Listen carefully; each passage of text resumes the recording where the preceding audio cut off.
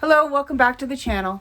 This week is all about legumes. So when I say legumes, I'm meaning peas, beans, lentils, anything that grows in a pod. There are cultures all over the world that use legumes as a staple in their diet, and there's a good reason for that. They are very high in fiber, very high in protein, they're inexpensive, low in fat, they contain potassium, magnesium, zinc, iron, vitamin C, and essential amino acids that your body needs. You also find that a lot of vegan and vegetarian diets use that as well because they don't eat meat. They do need to get a protein source somewhere, and that's where they get it from, is the legumes. So I know not everybody out there likes beans, and that's perfectly fine. I'm hoping that maybe when you see one of these recipes, it might change your mind. And if you do use legumes on the regular, maybe there's something here that you haven't seen and you want to try it out. So we're going to be doing 3 different legumes. We're going to be doing some lentils, some chickpeas, and some mung beans. I'll be doing 1 to 2 recipes for each. So let's get into it. All right, so let's talk about lentils. So lentils are considered a legume because, like beans, they grow in a pod. They are incredibly high in fiber, in protein, and low in fat. So there are basically 6 types of lentils that can be cooked with. Typically in North America, we use green lentils, which are these ones here, and red lentils, and probably the brown as well. So as you can see, there's quite a size difference between the 2 types of lentils. So green is really good for soups, stews, has kind of a peppery flavor. They hold their shape well while cooking.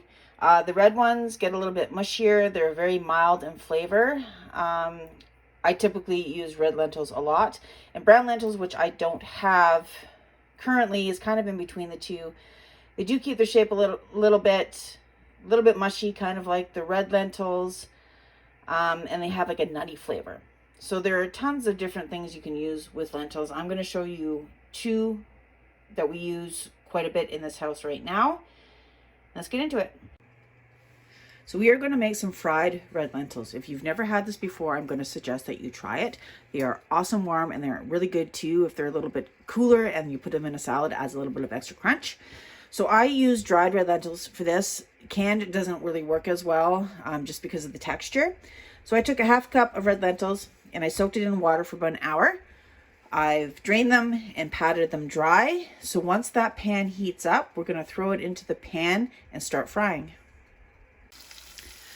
So I let the oil in the pan heat up a little bit, and then I threw the lentils that we had previously soaked into the pan. We're going to let this cook for probably about 5 minutes or so. They're going to become a really nice golden yellow color. Once that's done, we'll spice them up. Once these were fried up, I did put them in a towel-lined bowl just to soak up any excess oil that was on there. I am now going to add some paprika along with some salt. You can add any combination that you want. I've had this with curry powder on it. I've done it with just salt and pepper. Just mix that up.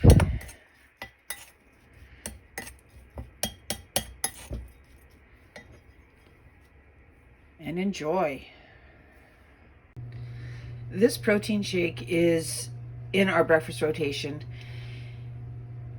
It's not like a traditional protein shake where you're going to be using protein powder. You get the protein from this one from cooked red lentils. Now, cooked red lentils have a very, very mild taste, and the texture that this will give this shake is very, very creamy. So I put a couple tablespoons of cooked red lentils into the blender. I'm going to add 1 to 2 tablespoons of cocoa powder. You can use as much or as little as you want. Frozen banana, and a couple of teaspoons of liquid sweetener of your choice. I'm going to use maple syrup. You can use honey, you can use agave nectar. I'm going to suggest you don't use anything granulated because it gives it kind of a weird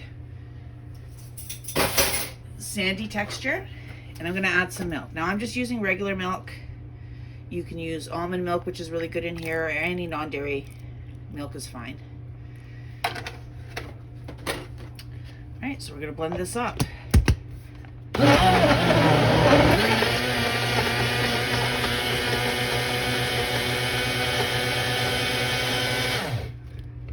I really, really like this one because it takes nothing to make. There's not a lot of ingredients in it, and it is super tasty.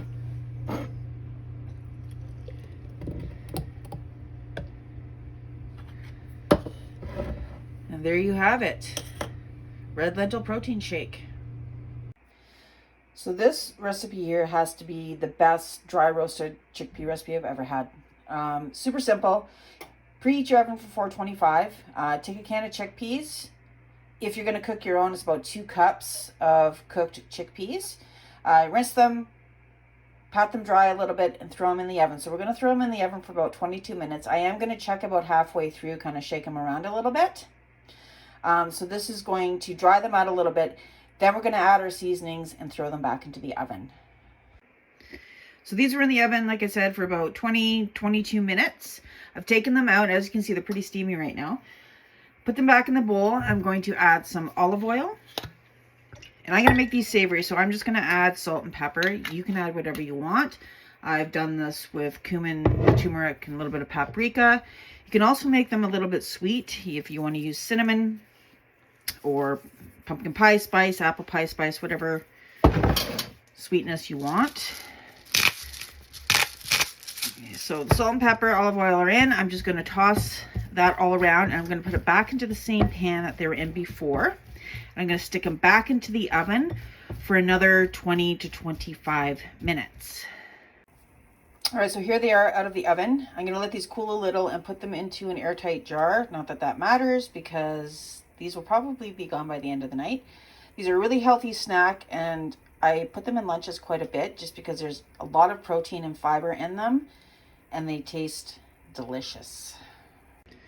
So the second thing we're going to make with the chickpeas is like a chickpea sandwich filling slash salad. A lot of uses for this. So first, just rinse off a can of chickpeas. Again, if you're going to be cooking the chickpeas yourself, use about 2 cups. We're just going to smash a little bit with the potato masher. You can leave some full ones in there too. It gives a little bit of texture. Get all that off there.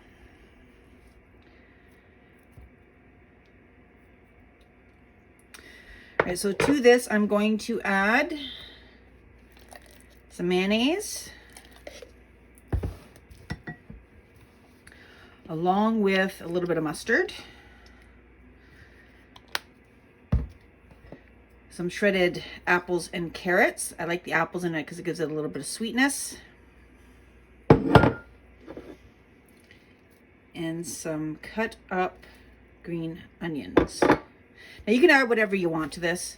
I've had it before where I've omitted the mustard and added some curry powder.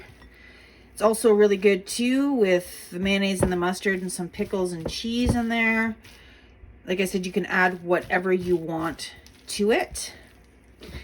It's incredibly portable as well. I've taken this to lunch, and super easy to store and travel with, I guess. So you can serve this on many different things. Today I'm going to be using a homemade flatbread that I made, but it's good in just a regular tortilla wrap, lettuce cup, toasted multigrain bread, and to be honest, it's good just on a spoon out of the bowl. So let me get this all together. So here it is on the flatbread. I did taste it a little and added a little bit of salt because it just needed a little something. You can top this with lettuce, tomatoes, cucumber, whatever you want, or you can just eat it like this. I'll probably be serving this with the rest of the apple that I didn't use when I was shredding it. Really good, healthy lunch, a lot of protein, a lot of fiber, and very, very tasty. All right, so the third bean we're going to use is mung beans. So I have green and I have red ones here. They're not widely known in North America. They originated in India and are used mostly in Asian cooking. They can be used for sweet dishes and savory dishes as well. They are extremely high in protein. It's probably the bean that has the highest protein content at 48%. They also have essential amino acids. So those are nutrients that your body cannot produce on its own. These are one of the best beans to eat, especially if you don't eat meat products, because there is so much protein and fiber in them. So we're gonna do a couple things with these today. I think I'm just gonna use the green ones, maybe the red, but I think I'm gonna use the green ones for sure. We're gonna cook some up. You can cook them exactly the way you do other beans, so I will show you that. To cook our beans, I'm going to be using a stovetop pressure cooker. It's basically the same as an Instapot, so if you have an Instapot, use that. It's the same thing, same type of cooking method. So I've put about 8 cups of water in here, along with just over a pound of the mung beans. One thing I do like about using Instapots and pressure cookers is that you don't have to soak the beans beforehand. So what I'm gonna do is I'm gonna put the lid on here, and then we're gonna turn the heat up to high. Make sure that if you're using the stovetop, same with your Instapot as well, that it is sealed. So once this guy starts to dance a little, I'm going to turn down the heat to about medium and then put the timer on for 25 minutes. Once that is done, then I will let the pressure escape naturally. One thing I am going to suggest, if you are just cooking beans to use for the week, keep that broth. Put it in a jar in your fridge. You can use it for soups, sauces, stews, put it in a smoothie, use it to cook your rice. Just like when you're making a broth out of bones or vegetables, the nutrients that were in the beans are going to go into that broth. So keep that and use that. When you think of hummus, normally you think of using chickpeas. This time we are going to use some mung beans. So I cooked some up today. This is 2 cups of mung beans along with 1 clove of garlic. I'm going to add some lemon juice. You can use lime or lemon, up to you.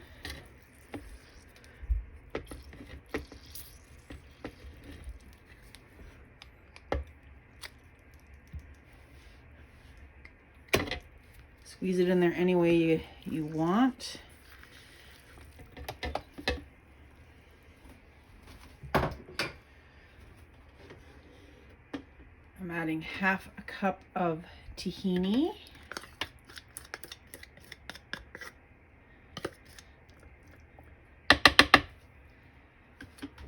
Along with 1 tablespoon of salt.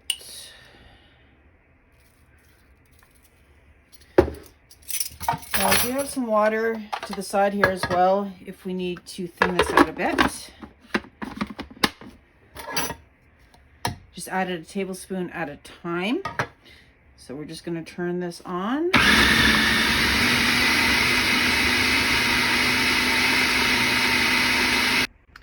So I let this go for a couple minutes. Just added a couple of tablespoons of water just to get it to the consistency I like. When you're adding the water, just put it in a little bit at a time. Some like it thicker, some like it a little bit thinner. This is perfect for me. This dip is perfect, high protein, high fiber, low fat snack. If you've never had hummus with apples, you need to give it a try. It is quite tasty. Super simple to make. Basically a new twist on an old classic. So as you can see, there are tons of things you can do with beans and lentils. That was just scratching the surface on recipes that you can use for an alternate source of protein. We try once a week at least to eat meatless, and I will use beans or lentils to supplement our protein intake. So I hope you enjoyed this video. And please, if you haven't already subscribed, hit that subscribe button, and I will see you next time.